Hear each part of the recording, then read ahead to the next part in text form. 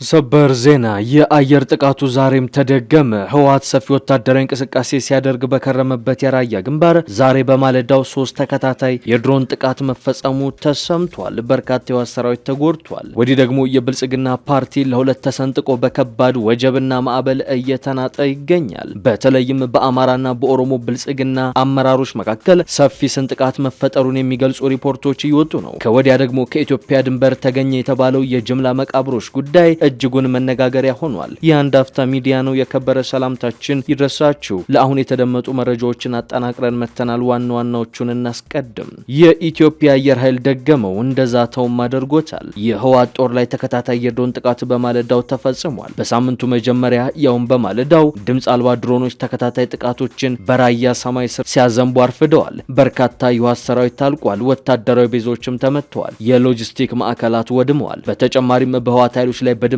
አካባቢ ሰፊ የሳተላይት ክትትል እንዲደረግ ማሳሰቢያ ተሰጥቷል። በቀዳሚነት በዝርዝር የምናስደምጣችሁ የግንባር መረጃችን ነው። ብልጽግና በከባድ ማዕበል እየተናጠ ነው። ከውጭ የጽምዶ ኃይሎች ጥምረት፣ ከውስጥ ደግሞ ውስጣዊ ክፍፍሉ ጭንቅ ውስጥ ከቶታል። የአማራ ብልጽግና ባለስልጣናት ከብልጽግና እያፈነገጡ ነው። በተለይም በአዲስ አበባ የወደፊት እጣ ፈንታ ዙሪያ በአማራና ኦሮሚያ ብልጽግና መሃል ከባድ ውጥረትና ክፍፍል መፈጠሩ ታውቋል። የኦሮሞ ብልጽግና ከፍተኛ አመራሮች አዲስ አበባ የፌዴራል ዋና ከተማ የኦሮሚያ ክልልም ዋና ከተማቱን የሚለው አቋም በአማራ ብልጽግና ሰዎች አልተወደደም ነው የተባለው። ይህን ተከትሎ ማስፈራሪያዎች፣ ዛቻዎች በምክክሩ ላይ እየተደረጉ ነው። ትሰሙታላችሁ። ከሁለት ሳምንት በፊት በአየርና በምድር የታገዘ ሰፊ ውጊያ በተደረገበት የኢትዮጵያ ድንበር ስፍራ በርካታ የጅምላ መቃብሮች ተገኙ።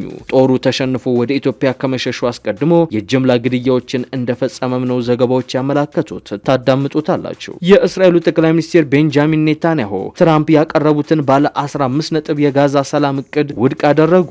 ኔታንያሁ የሰላም እቅዱን ውድቅ ለማድረግ የሰጡት ምክንያት ደግሞ በቅድሚያ ሐማስ ትጥቅ መፍታት አለበት የሚል ነው። የተወደዳችሁ የአንድ አፍታ ሚዲያ ቤተሰቦች እነዚህንና ሌሎች መረጃዎችን አጠናቅረን መተናል። ቪዲዮ ላይክ አድርጋችሁ በመጀመር አብራችሁ እንድትቆዩ ግብዣችን ነው። አሁን ወደ ዝርዝር ዘገባዎቹ እናምራ።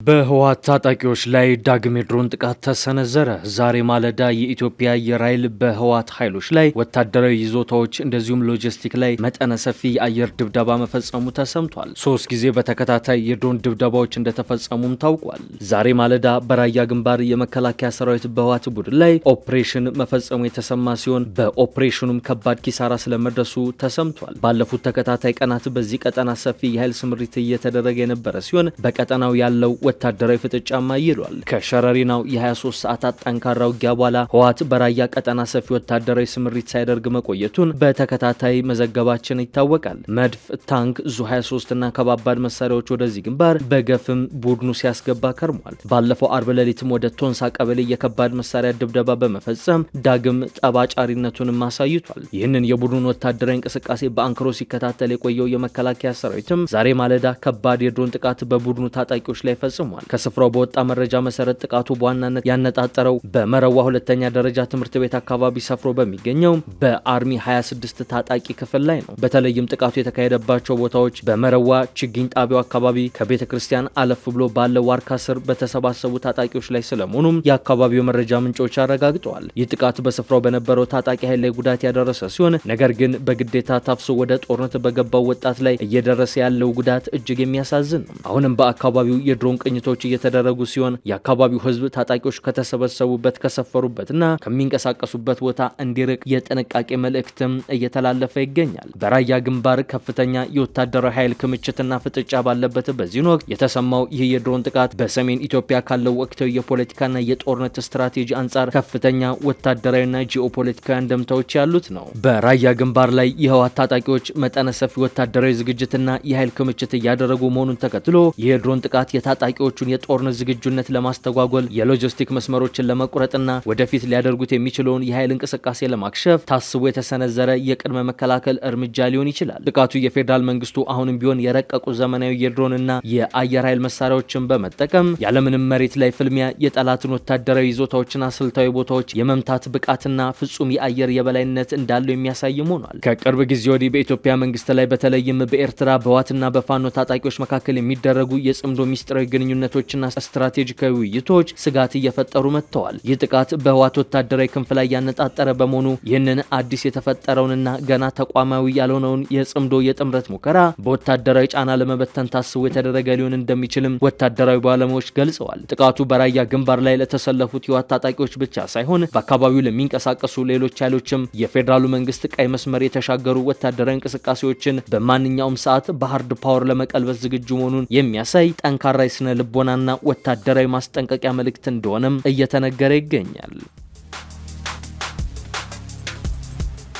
የአዲስ አበባ የወደፊት እጣፈንታ ጉዳይ ብልጽግና ለሁለት እየሰነጠቀው ነው። በአዲስ አበባ እጣፈንታ ጉዳይ ከምክክር ኮሚሽኑ በተጨማሪ ብልጽግና ውስጣዊና ሚስጥራዊ ስብሰባዎችን ያደረገ ስለመሆኑ ታውቋል። በተለይም የአማራ ብልጽግና ከፍተኛ አመራሮች በአዲስ አበባ ጉዳይ ወይ ፍንክች ከአቋማችን አንነቃነቅም ብለዋል። ይህም ብልጽግናን ለሁለት እንዳይፈነክተውና እንዳይሰነጥቀው ተፈርቷል። በምክክር አዳራሾች ከሚደረገው የምክክር ሂደት ውጪ ትይዩ የሆኑ ድርድሮች እየተካሄዱ መሆናቸውን ዋዜማ ራዲዮ ዘግቧል። የማንነት እውቅና፣ የአስተዳደር መዋቅርና ሌሎች ጥያቄዎች ያሏቸው ፓርቲዎች ከብልጽግና ፓርቲ ድጋፍ እንድታገኙ በአዲስ አበባ ጉዳይ አግዙን የሚል መደራደሪያ እየቀረበላቸው መሆኑን ጥያቄው ከቀረበላቸው የፓርቲ አመራሮች እንደሰማ ራዲዮ ጣቢያው ዘግቧል። በአዲስ አበባ ከተማ ህጋዊ አቋም ዙሪያ የቀረቡ ምክረ ሀሳቦች በተመካካሪዎች ላይ ልዩነት የፈጠሩ ሆነው ቆይቷል። አዲስ አበባ የፌዴራል ከተማቱን በሚለው ምክረ ሀሳብ ዙሪያ ስምምነት ላይ ቢደረስም ከተማዋ በተጨማሪነት የኦሮሚያ ክልል ዋና ከተማና መቀመጫቱን በሚል የተነሳው ምክረ ሀሳብ ግን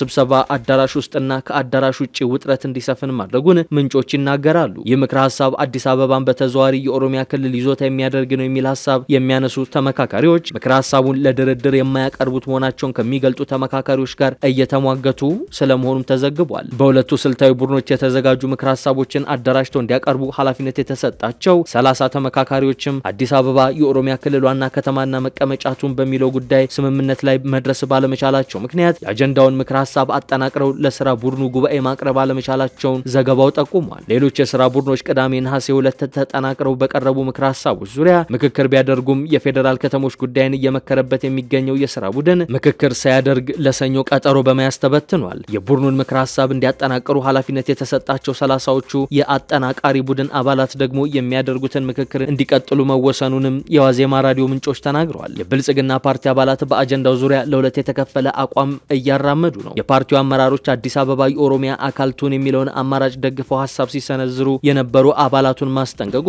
ከዚህ ቀደም የተዘገበ ሲሆን አሁን ደግሞ ፊቱን ከተማዋ የኦሮሚያ ዋና ከተማ ትሁን የሚለውን ምክረ ሀሳብ ወደ ተቃወሙ አባላቱ ዞሯል። በማዕከል ደረጃ ያሉ የፓርቲው ከፍተኛ አመራሮች አዲስ አበባ የኦሮሚያ ክልል ዋና ከተማና መቀመጫ መሆኗ በህገ መንግስቱ ይካተት የሚለው ምክረ ሀሳብ ተቀባይነት እንዲያገኝ ግፊት ማድረግ መጀመራቸውን ዋዜማ ራዲዮ ከምንጮቼ ሰምቻለሁ ብሏል። ይህንን ምክረ ሀሳብ ለሚቃወሙ የፓርቲው አባላት ከፓርቲው አቋም ውጪ እየተንቀሳቀሳችሁ ነው የሚል ማስጠንቀቂያ መልእክት እንደደረሳቸው የሚገልጡት ምንጮች በከፍተኛ አመራሮች ጫና የመፍጠር ስራ እየተከናወነ ነው ሲሉም ከሰዋል። በተለይም በአማራ ክልል መንግስት ውስጥ የኃላፊነት ምን ያላቸውና ከምክክር ጉባኤው ጅማሮ አንስቶ አዲስ አበባ የፌዴራል ከተማቱን የሚለውን አማራጭ ደግፈው እየሞገቱ የሚገኙ ተመካካሪዎች ጫና እየተደረገባቸው እንደሚገኝ የተዘገበው አዲስ አበባ የፌዴራል ከተማቱን በሚለው ምክረ ሀሳብ ዙሪያ ስምምነት ላይ የተደረሰው አዲስ አበባ የኦሮሚያ አካል ትሁን የሚለውን አቋም ባንጸባረቁ የፓርቲው አባላት ላይ በተደረገ ጫና ምክንያት መሆኑን የሚያነሱ የፓርቲው ከፍተኛ አመራሮች ከተማዋ የኦሮሚያ ክልል ዋና ከተማ መሆኗን እውቅና መስጠት እንደ ማካካሻ የሚታይ ሊሆን አይገባም የሚል አቋም እንዳላቸውም ጠቁመዋል። በምክክር አዳራሾች ከሚደረገው የምክክር ሂደት ውጪ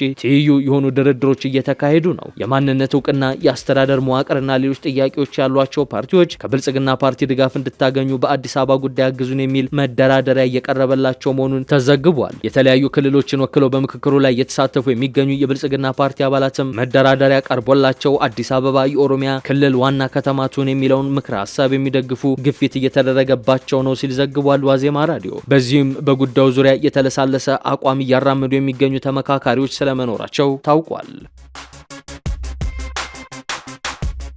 ከሁለት ሳምንት በፊት በአየርና በምድር የታገዘ ሰፊ ውጊያ በተደረገበት የኢትዮጵያ ድንበር ስፍራ በርካታ የጅምላ መቃብሮች ተገኙ። ጦሩ ተሸንፎ ወደ ኢትዮጵያ ከመሸሹ አስቀድሞ የጅምላ ግድያዎችን እንደፈጸመም ተሰምቷል። በሱዳን ብሉ ናይል ክልል በፈጣን ድጋፍ ኃይሎች የተገደሉ የ25 ሰላማዊ ሰዎችን አስክሬን የያዘ የጅምላ መቃብር መገኘቱን አንድ የአካባቢው ባለስልጣን በትላንትናው ዕለት አሳውቀዋል። መቃብሩ የሴቶች የህፃናትና የሆስፒታል ሰራተኞችን አስክሬን የያዘ ስለመሆኑም ጠቅሰዋል። በኩርሙክ ከተማ የጅምላ መቃብር መገኘ መገኘቱ የተሰማው የሱዳን ሰራዊት ካርቱምና ጌዚራ ግዛቶችን ከአርኤስኤፍ ነጻ ካወጣ በኋላ ተመሳሳይ የጅምላ መቃብሮች መገኘታቸውን ተከትሎ ነው። የኩርሙክ ከተማ ኮሚሽነር አብደል አቲ ሙሐመድ አልፋቂ በሰጡት መግለጫ የሰራዊቱ አባላት ታጣቂ ቡድኑን ከከተማዋ ካባረሩ ከአንድ ወር በላይ በሆነ ጊዜ ውስጥ በሰሜን ምስራቅ የከተማዋ ክፍል ባካሄዱት የማጽዳት እንቅስቃሴ መቃብሮቹን ማግኘታቸውን ገልጸዋል። አልፋቂ አክለውም ተጎጂዎች የተገደሉት አርኤስኤፍ በከተማዋ ላይ ጥቃቱ በሰነዘረበት ወቅት የአጥፍቶ ጠፊ ድሮኖችን ለማስወንጨፍ ይጠቀምበት በነበረው ጄበል ፋንካት በተባለ ኮረብታ አቅራቢያ መሆኑን ተናግሯል። የሱዳን ሰራዊት ኩርሙክን ሐምሌ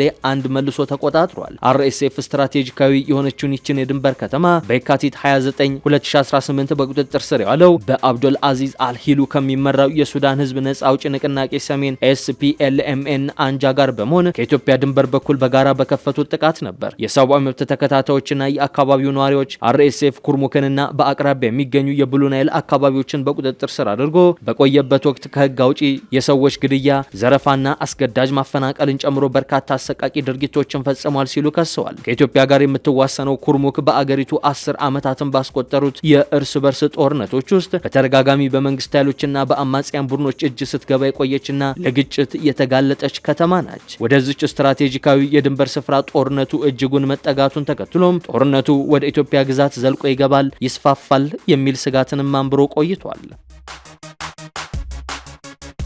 በመጨረሻም የእስራኤሉ ጠቅላይ ሚኒስትር ቤንያሚን ኔታንያሁ የአሜሪካው ፕሬዝዳንት ዶናልድ ትራምፕ ያቀረቡትን ባለ 15 ነጥብ የጋዛ ሰላም እቅድ ውድቅ አደረጉ። ኔታንያሁ የሰላም እቅዱን ውድቅ ለማድረግ የሰጡት ምክንያት በቅድሚያ ሐማስ ትጥቅ መፍታት አለበት የሚል ነው። የትራምፕ የሰላም ቦርድ ባለፈው ወር ሐማስና ሌሎች በጋዛ የሚገኙ ታጣቂ ቡድኖች ሙሉ በሙሉ ትጥቅ እንዲፈቱ ከስምምነት ላይ መደረሱን ተናግሮ ነበር። ነገር ግን ሐማስ ከባባድ መሳሪያዎቹን የሚያስረክበው እስራኤል ማንኛውም ጥቃትን ስታቆምና ወታደሮቿንም ከጋዛ ስታስወጣ መሆኑን አሳውቋል። እስራኤል በጥቅምት ወር የመጀመሪያው የተኩስ አቁም ከተደረሰ በኋላ በጋዛ ጥቃት መፈጸሟን ግን እንደቀጠለች ነው። ኔታንያሁ እሁድ ዕለት ለተሰበሰበው ካቢኔያቸው እስራኤል ባለ 15 ነጥብ ሰነዱን ውድቅ አድርጋለች ሲሉ ተናግረዋል። የእስራኤል ጦር ሐማስ በትክክል ትጥቅ እስኪፈታ ድረስ ከጋዛ አይወጣም፣ እንዲሁም በዜጎቻችንና በወታደሮቻችን ላይ የሚቃጣን ማንኛውም ስጋት ይቀለበሳል ሲሉ ተናግረዋል። እሁድ ዕለት የሐማስ ባለስልጣን ለቢቢሲ በሰጡት ምላሽ ደግሞ ቡድኑ ለስምምነቱ ያለውን ቁርጠኝነት እንደገና ያረጋግጣል፣ እንዲሁም የ15 ነጥብ እቅዱን ተግባራዊ ለማድረግ በቁም ነገርና በኃላፊነት ስሜት ለመሳተፍ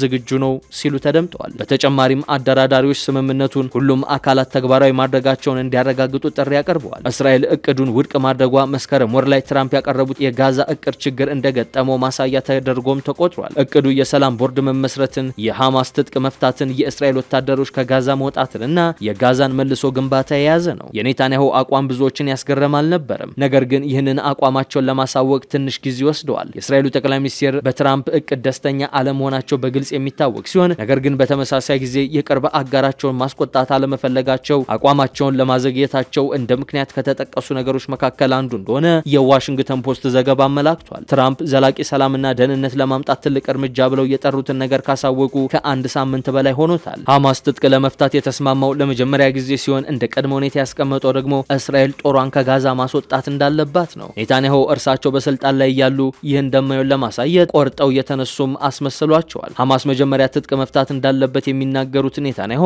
የይስሙላ ትጥቅ መፍታት ሊሆን እንደማይችልም አስረግጠዋል። ኔታንያሁ ከአሜሪካ ባለስልጣናት ጋር ወደፊት እንዴት መቀጠል እንደሚቻል እየተወያዩ መሆኑንም ዘገባዎች አመላክተዋል። ሀሳቦች አሏቸው። አንዳንዶቹ ተቀባይነት ያላቸው ሲሆኑ ሌሎቹ ደግሞ ቅቡልነት የሌላቸው ናቸው። እናም በእነዚህ ጉዳዮች ላይ እንዴት አቋም መያዝ እንዳለብን እናውቃለን በማለት ቤንያሚን ኔታንያሁ በትናንቱ የካቢኔ ንግግራቸው ላይ ተናግረዋል። የተወደዳችሁ የአንድ አፍታ ሚዲያ ቤተሰቦች ለአሁን ያዝናቸው መረጃዎቻችን እነዚህን ይመስሉ ነበር። አብራችሁን ስለቆያችሁ እጅግ አድርገን ነው የምናመሰግነው። ሰላም ለኢትዮጵያ፣ ሰላም ለምድራችን።